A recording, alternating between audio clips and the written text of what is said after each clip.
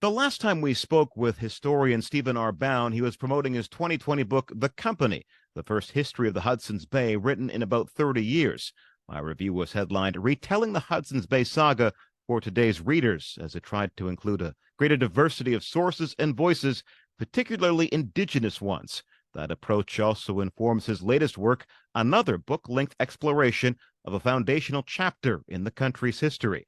Here to talk about Dominion, the railway, and the rise of Canada is Stephen R. Bown. The Canadian Pacific Railway was Canada's first and greatest mega project, as you put it in the book, but it was also a horrible environmental and social tragedy that was good for some, but disastrous for others. So right off the bat, it's clear that this won't be a single track history of the CPR in the traditional Pierre Berton sense.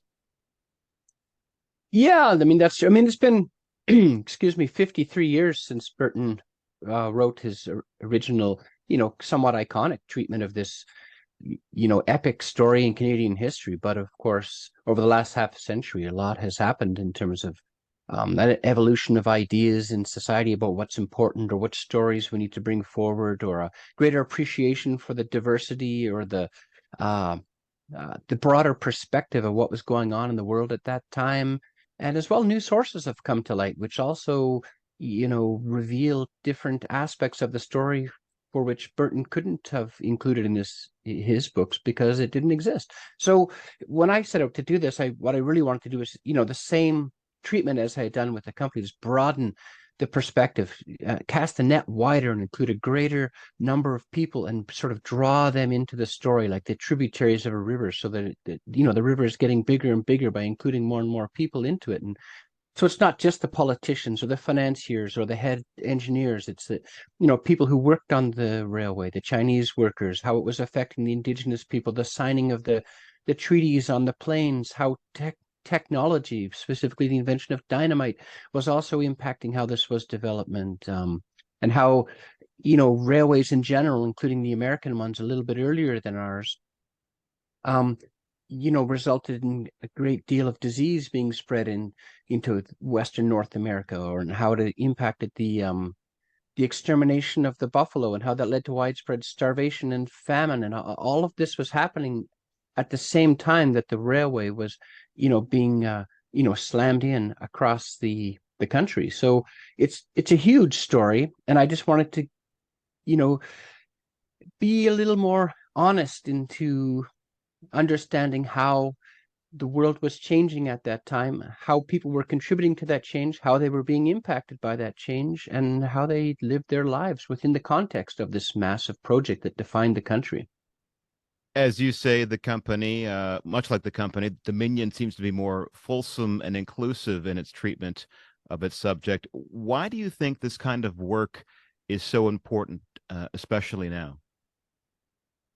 Oh, I think it's absolutely vital now. I mean, a nation has to understand its own story. If you want to think of it one way, every time we're walking around on a hiking trail in a downtown of a city at a historic site, and anytime we go anywhere, there are ghosts, ghosts and spirits of the people who were before us. They animate this land, whether they're ghosts are specifically our ancestors or the ancestors of recent or older immigrants or the ancestors of the indigenous peoples going all the way back. There are ghosts everywhere.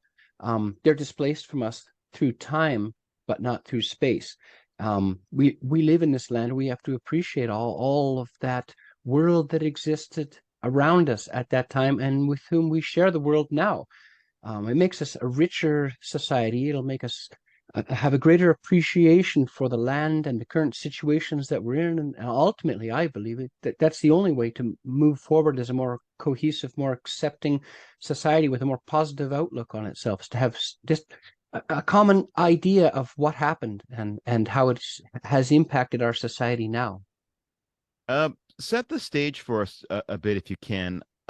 Reading this book, it can't be overstated how disconnected British Columbia was from the rest of Canada before the completion of the railway. And in some of your opening chapters, you deal with how impossible that terrain could be.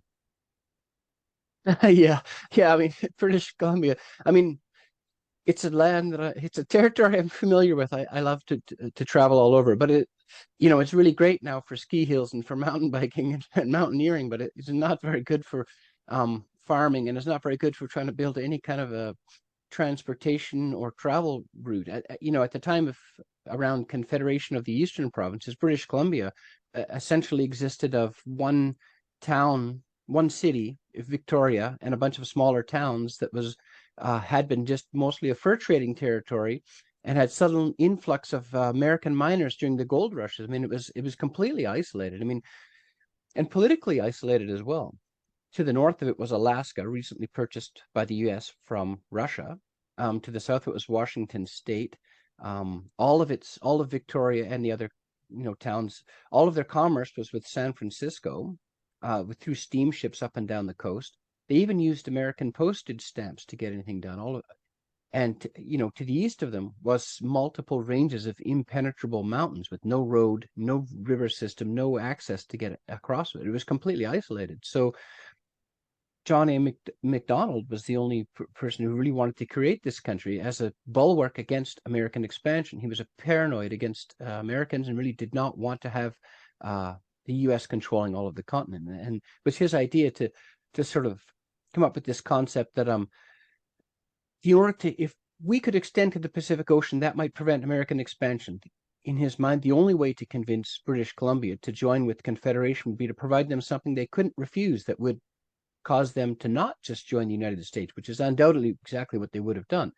And so he promised this massive railway and said, we're going to have this thing built in 10 years and it's going to entirely connect you to the rest of the continent. No one else can promise that, so you better join with us.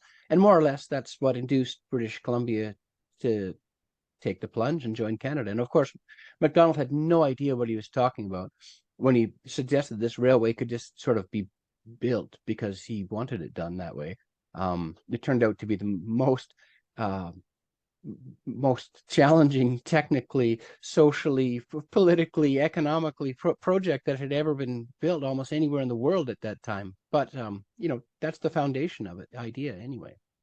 Now, your treatment of MacDonald is quite even-handed, given what's been said about him in recent years. You write, whether John A. Macdonald was a good man or a bad man is open to debate, but he certainly was an interesting one.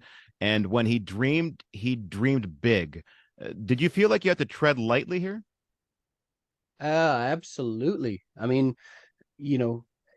not too long ago, he was considered like a great national hero. Then there's been a lot of academic research and different perspectives on his life that paint him more as like a villain.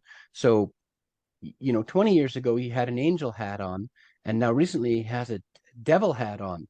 And when you go back, I'm a historical biographer. I often try to appreciate people's lives within the context of their times and what they were up to. I mean, they're all human beings. All of these people, they're all dead now for a long time, but genetically they're the same as us. And not very many people are as, black-hearted and malevolent as, to put a devil hat on them and dismiss them like that. Nor are almost anyone is a perfect angel with a little angel hat floating around. I mean, it's actually kind of simplistic and juvenile appreciation for people's lives. So specifically with Macdonald, I went and looked at these sources and I tried to understand this fellow. And yeah, he did a lot of good things. In the first instance, he did create the country. Canada is John A.'s creation. I mean, there's not really you can't really dispute that. It was his idea. It was his dream. The tool that he used to get that dream was the railway. But of course, in achieving that dream, he caused a lot of damage to a lot of people. There's a dark side to this story, and that's what has been missing in earlier treatment. Like, Pierre Berton's treatment of it is much more nationalistic, a cheering of the great accomplishment. But I want to say, like, look, it was a triumph of political vision. It was a triumph of engineering. It was a triumph of creative finance and of political willpower. And tens of thousands of people who worked on this project were incredibly proud of their contribution to creating the spine of the nation. But the darker side of it, we're not going to understand the birth of our nation or the creation of the railway, which go in hand, unless we want to really appreciate the other side of that coin. And I alluded to it earlier. I mean, the railways in general brought disease. Railways were responsible for the Great Buffalo Famine, where making it easy to slaughter the buffalo Their hides were being used for the Industrial Revolution in the East, and it was a tool of the American military to slaughter the buffalo deliberately to eliminate the food source for indigenous peoples with whom they were at war. Now, of course, buffalo don't know anything about international boundaries or borders, and so killing them on one side of the border is the same as killing them on the Canadian side. And within a very short period of time, by the early 1980s, they were gone. And that was the food source for many tens of thousands of people, and it happened rapidly.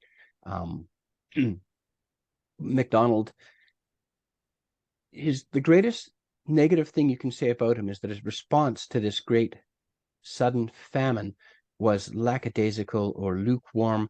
I try to point out there was absolutely no way that some bureaucrats in Ottawa, with no road access, no rail access to this territory, except by translating through a different foreign country, was ever going to entirely solve this problem, this great starvation. But they could have done a lot more, and the callousness of the discussion about how much food aid should be sent. But with both the Conservative Party and the Liberal Party, I mean, keep in mind there was a Liberal opposition, and they were arguing that John A. was doing too much, wasting too much of the nation's money, giving food to starving people who they wanted to claim as citizens. Well, they didn't really want them as citizens. They wanted the territory.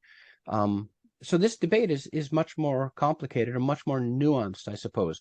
It's definitely a big black mark against John A. Macdonald's legacy. But all of that negative aspect cannot be pinned on just one person. A lot of these people who were out there operated independent. Like I said, there was no communication, there was no road, there was no railway, there was no phone system. When an official had a great deal of independence and authority when they were out there ostensibly to distribute food in the way that they could without roads or railways or any other way of transporting. Some of these people were cruel, almost psychopathic in their use of food as almost like a tool of power and oppression at that time on the plains. So it's a very dark period of time, and it needs to be discussed. It needs to be put into the context of Canada's foundation and the creation of the railway too. It's all happening at the same time. So yes, it's a touchy subject, but we can't move forward as a nation without engaging in some real discussion and debate about that time, or some real appreciation and understanding for it. Like I said, John A. Macdonald doesn't wear a devil hat and he doesn't wear an angel hat. He's somewhere in between. You talk about the environmental and social cost of the railway at the outset of the book, and indeed throughout it. Right or wrong, what do you think the legacy of the railway is? There's all kinds of great, incredible stories. I mean, this is what I was so excited about when writing this book. Yes, there's this dark side, and I really want to bring that forward to make sure we appreciate it. But there's also all these people millions of people lived their lives within the context of this happening, whether they were workers, whether they were on the survey crews, whether they were just a Chinese worker. I mean, recently, a journal of a Chinese worker, Duke Sang Wang, has been discovered only several years ago. It was the first and only known first-hand account of a Chinese worker who labored on the CPR. This is incredible information, great insight into what the world was like at the time, and how people were perceiving themselves, and their philosophical observations on the changing world and life in general. I mean, bring all of these interesting stories of these people from a century and a half ago almost, and being able to tie them in. I mean, this is a great legacy, just to show what the world was like at that time and how the average people were living and what they were thinking and how did they perceive of themselves and what was the economy like. I mean, to me, this is absolutely fascinating. I think a lot of readers, anyone who enjoyed any of my other books, will just, also appreciate the stories, the smaller stories, and how they contribute over time into the bigger overarching story. What do you hope folks get out of the book? I hope it's a page turner and makes them laugh. I throw in some humor every now and then, and they appreciate a whole bunch of different people they probably never heard of. But in terms of an overarching theme, I want them to appreciate just how complex the world was back then. How it was much more diverse than we think it was, and to have an understanding of the good, the bad, and the ugly of everything that happened, so that we can have some kind of shared concept of how our nation was born. The name of the book is Dominion, the Railway and the Rise of Canada. It's available from Doubleday Canada. My thanks to author Stephen R. Bown. Thank you.